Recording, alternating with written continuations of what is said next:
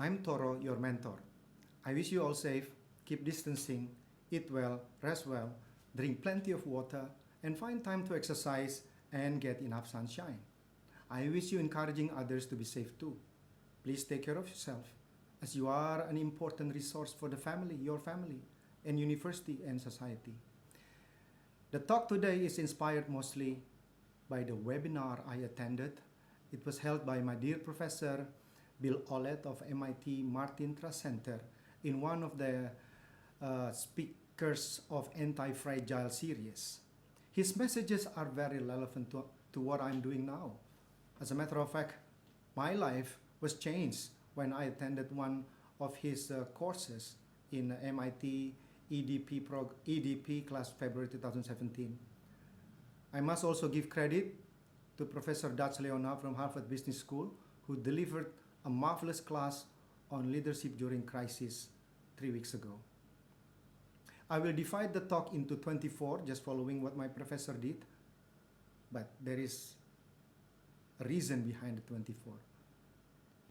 Number one, in my project creating startups in university or in corporation, when I describe what I propose to do from a technical standpoint, my clients would say, you are proposing a more efficient and effective product development, right? You are proposing new management and marketing efficiency. Or in the setting of university, the client will say, you are proposing some curriculum. There was some truth to this, but I feel it missed the bigger picture. The bigger point, and that was the human capital investment rather than the product itself. I never plan necessarily to produce startups, but instead, I would love to see what now I learned, the words anti-fragile humans and anti-fragile teams and anti-fragile organizations. People say it's resilience. No, resilience is when people just go ahead without pause. But anti-fragile is when they pause, sit, think, revisit, and proceed, and change again. Number two, the pace of change will never be slower than it is today. Siegel, Chief Innovation Officer of General Electric, said this only this month. Like everyone talks about Moore's Law, that the number of transistors on microchip doubles every 2 years. Though the cost of computers is half, Moore's Law states that we can expect the speed and capability of our computer to increase every couple of years, and we will pay less of them. Or like Metcalfe's law, that states the effect of telecommunication network is proportional to the square of the number of connected users of the system. And the mere existence of it in the common site changes things. So should be true with the so-called Siegel law that says the pace of change will never be slower than it is today. Number three, imagine a giant New Year Times Square ball on the left and a size of marble ball on the right. Between them, there is a wall. They represent two different operating systems that are separated by that firewall. The bigger wall is an illustration of the core business, the mother company, which is optimal and repeatable. And the smaller ball is representing an agile system, this new business unit behind the firewall, which normally people consider as an innovational unit or new business. The underlying situation between these two entities are, there is a bottleneck. There are opportunities, but there are certain exposure that are unbearable by the mother company. In contrast, this much smaller unit is very agile and iterative. It delivers innovative to company, very fast clock and very flexible. And they have global exposure. And it has the ability to take a more calculated risk because of its size. By nature, the smaller unit is always validated and matured in terms of finding innovative solutions. Number four, the fluidity between these two operating systems, between these two balls, the bigger ball and smaller ball. As mentioned above, there is more connectivity, that flow between the flow of ideas between two operating systems. during this time of crisis, the flow of connectivity must be greater, must be greater. And number 5, I taught this last week in the students in the class in ITB about the difference between management versus leadership. It is fundamentally different. Leadership creates followers. There is a process that helps direct or mobilize people to achieve one or more goals, tasks. Inside there is a group of people in formal position where the leadership in the sense above is expected. Leadership is a very old phenomenon. It has been around as long as humans tries to get organized. In complement, management enables large and complex organizations to achieve order and consistency to optimize key objectives. It is very important to stakeholders, such as creating profitability or quality. Inside the management, there is a group of people in formal positions where management, in the sense above, is expected. Please note that only relatively recently, interest in an analysis of management is really focused. It's only in the past 100 years. So management is a much more recent phenomenon. There are 3 core processes of leadership. Number 1 is to establish direction. Number 2 is to align people. And number 3 is to motivate or to inspire.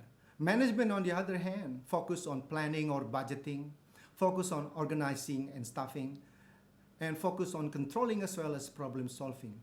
So in terms of crisis leadership, the leaderships are more needed. In time of such faster movement, leadership is unavoidable. Humans tend to see others as obstacles, like to advocate in convincing, always offer statements and directives, and always refer to their limited mental model. But what actually needed is the opposite. We have to have the no blame culture. We have to create a learning why this happened, for example. We have to view others as resources. We have to seek to understand. We have to offer question and help. We have to create knowledge. We are all in this together truly. So the first example is natural. The second set is unnatural. When there is a situation where people must work across these 2 boundaries, when things expected are unnatural, then it is the moment when the task of leadership is required, not status quo leader. Number 6, that systems offer design by management focus on earning per share, supply chain efficiency, return on net asset, fixed to asset metrics, and deliverables. Well, be careful. Warren Buffett suggests that he said one time that it is only when the tide goes out that you learn who has been swimming naked. Sense-making capability, number 7, written by Professor Deborah Ancona. It is a key leadership capability for the complex and dynamic world we live in for today. Sense-making refers to how we structure the unknown, so we will be able to act in it.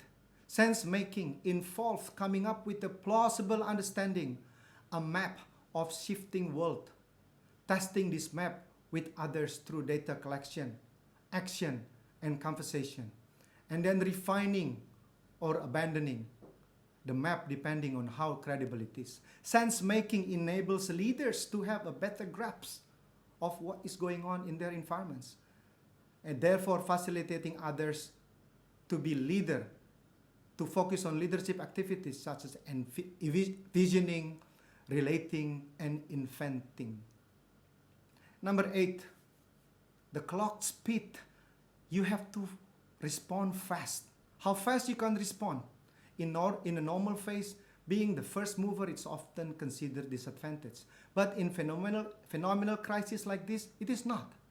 With fast iteration, fast clock speed, rapid iterative loops, getting out there and getting the iterative feedback loop, going to learn before others can give you a huge advantage. Number 9, a humility to admit that nobody knows anything.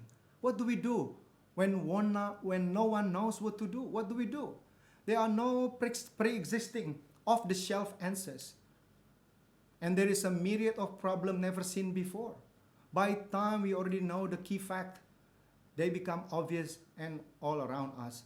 There are so many issues, competing priorities, questions, decisions, and tasks. While there are known solutions for familiar and easy to identify routine emergencies, but now the pandemic, it is kind of a major emergency. It's like a volcano. It is very unprecedented. Virtually nothing is known. What do we do? When no one knows about it, we have to figure it out in real time, under stress. This is what crisis leadership is. The way you have been feeling is actually the real feel. I'm afraid I have to welcome you to our new normal, temporary normal, but indefinite period. A story about Netflix founder says that his wife always says to him that things will never work with him. And then he says, she is right. She is right. Things would never work with him. Nobody knows anything. His success actually is based on that he will work out, test it over and over and over and over again. Whoever claim they know, they are wrong. Number 10, rules of combat. Simplify and prioritize. Once you have chosen your direction, take small steps in that direction and then reassess after each small step. You don't go all in, but rather small steps, which can be small experiments, but with a direction. The anti-fragile person. How do you make decisions under pressure? All at once? No. One step at a time. One step, see it, then move. The Navy SEAL train their soldiers how to control the amygdala, the panic system, using their frontal lobes. They were trained to have the goal set and then to create the mental rehearsal or mental model. And then to always do a self-positive talk, because humans speak 300 to 1,000 words per minute. There is no choice. You have to speak positively. And then they were trained to focus on the arousal techniques to control their breathing and silencing their mind. So then we come to point number 11, the role of faith or hope. The power of believing that it will be okay in the end. It's not to be underestimated. People must start with hope. People without brutally honest hope or faith, whatever you call it, won't be as effective. They will be paralyzed without hope. Number 12, the third crisis. There are 3 crises. It is not merely a medical crisis. Actually, now we are currently a humanitarian crisis. And then we are anticipating, or maybe we are already in the economic crisis where 33% will be unemployed in America. And we are experiencing a mental health crisis. If you lose hope, you will lose fight. All of this need to be understood if you are to be anti-fragile and come out to the other side stronger while iterating a sustainable solution. So, safety first for us. Oxygen mask first, like in the airplane. You have to preserve yourself first and be strong, be healthy in order for you to be useful for others. It's not about us, it is about others. Number 14, nothing good happens quickly. There is no such thing like shortcut. Especially now, this is a marathon, not a sprint game. So you have to be well conditioned for the long term. We do it over and over and over again for a long time. It requires mental, economic, saving, and physical health. Nothing good happens quickly again. You are doing a marathon, and at the same time, you can help others. It is not a eureka moment. It is grinding it out over time. Number 15, meditate. Find routines, hiking. Find small things to sustain you over a long period of time. Refer to step 10 above about the Navy SEALs routine to calm their mind, the breathing techniques. Number 16, lead with clear, simple plans. Hope, strength, guidance, and community. You are not alone. We are social person. Number 17. This is the time that we can use and embrace proudly the technology. Understand the new norms, not just the technology. Zoom, Teams, WebEx, when you take the online exam, online class, as in all areas. Don't hang on to the past. Number 18, geography does not matter as much. It has been possible for a while. And some were pushing this, but now it is ubiquitous. It is unavoidable. Number 19, very famous nowadays, the Stockdale paradox from the book Good to Great. That you must never confuse faith that you will prevail in the end, which you can never afford to lose, with the discipline to confront the most brutal facts of your current reality, whatever they might be. In communication, a leader must conduct it regularly, transparent, and truthful. So in these dire circumstances, leader must do two things, and we are all leaders in our scale, that we must be brutally honest, and at the same time, we must provide a rational basis for hope. Number 20, start with empathy, but get to next play. Make sure you first express your human empathy and acknowledge the humanitarian, economic, and mental health catastrophe that you would never have wished for, and then pivot to, well, that is now the new reality. What we are going to do to make the most out of it. Remember, I started today by saying, I wish you to be safe. I wish you to keep distancing. I wish you to encourage others to help. I wish you to encourage others to help others to be safe. I wish you to take care of yourself, as you are an important resource for the family and university and society. It will be wearying, these anxieties and constant surprises and problem solving. So don't forget, seek sanctuary. Remember, this is going to be a marathon. Number 21, very important for me and for you. Purposeful entrepreneurship, not profiteering. Again, purposeful entrepreneurship, not profiteering. Great sustainable companies, teams, products, and people will more than ever before not be driven by money, but by purpose. The love of money is the root of all evil. Number 22, be consistent. The purpose, your purpose must be real and authentic, as must be the leadership authenticity about it, or it will not last. You need to walk the walk, not only walk the talk, say be all that. Authentic leadership is the term. Number 23, anti-fragile individuals, teams, organization, and society. You need each to get to the next, but it is not predestined that if you have an earlier one, then you will have the later one. Anti-fragile individual doesn't guarantee will form an anti-fragile team. An anti-fragile team doesn't guarantee to become an anti-fragile corporation in a corporation. An anti-fragile corporation does not guarantee it will become an anti-fragile society. The leader in crisis is most needed. And then finally, there are opportunities on the other side. If you remember the late rapper Biggie Smalls said, "Damn right, I like the life I live because I went from negative to positive." With this, I wish you all safe, and may you find